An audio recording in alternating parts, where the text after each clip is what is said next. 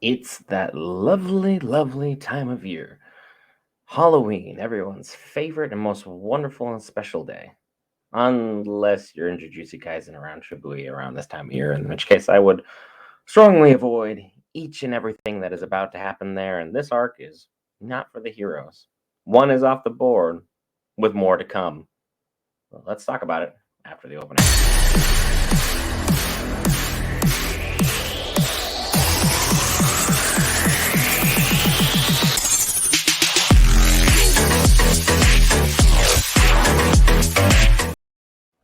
Hey guys, Brent here, back for Geek Variants, where we cover all things Marvel, DC, anime, Lord of the Rings, Star Wars, and more. And in this episode, we're talking about JuJutsu Kaisen, Season 2, Episode 7. It started off with an absolute bang, the battle of Mekamaru versus Mahito, and man, Mekamaru got cocky in the end there, didn't he?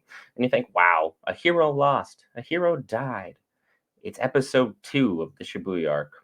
Well, I have terrible news for you.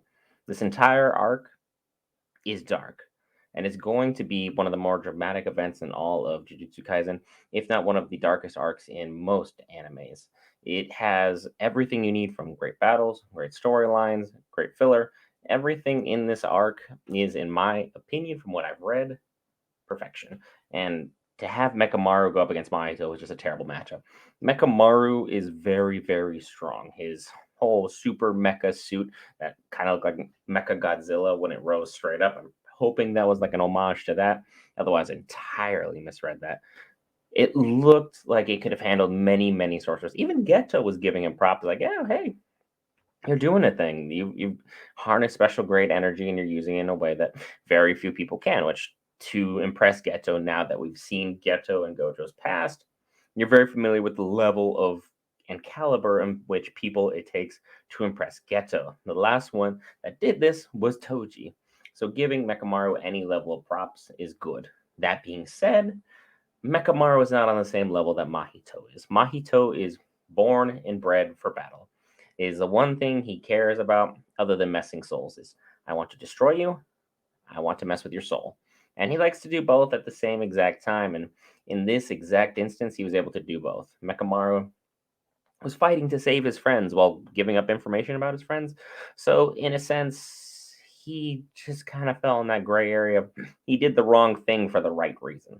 You know what I'm saying? But at the same time, everything backfired. His plan was well thought through, but he didn't have enough intel on Mahito to make a solid enough decision to really be able to handle this kind of situation beforehand. If you knew you were meeting up with Mahito and Geto at a certain point in time, you think someone who's intelligent enough to make all these mecha robots would have had some point in time called Gojo and been like, "Hey, I need you to be here. I need you at this time. Don't ask questions. Don't do anything stupid. I just need you to show up." But he didn't think that part of the plan through and instead decided to wing it all on his own because he didn't want to get in trouble and deal with all the consequences of that. So he ended up losing out on being able to have that special relationship he could have had with, Miwa. That was the girl that he's been afterward this whole time, even though Miwa has a thing for Gojo. She's like, "Hey, I kind of like Mekamaru. I'd like to take this relationship, see what we can make of it, see if something special's here, you know?" He could be that one guy that has that glow up in every like 90s, early 2000s film where you took the ugly duckling character and make him into something special. And Mekamaru just may have been that for her, but now he's on the sidelines permanently. And if you've ever been to Japan, the Shibuya crossing is hectic. It's always full. It's always crazy. It's always full of people. There's amazing shops, great restaurants all around this area. That dog statue is also a very preeminent statue out there that means a lot to the people. So to have that entire area just empty, it's an eerie feeling. I've been to the Shibuya crossing many times. It's always packed, even on the most random hours of the day, packed.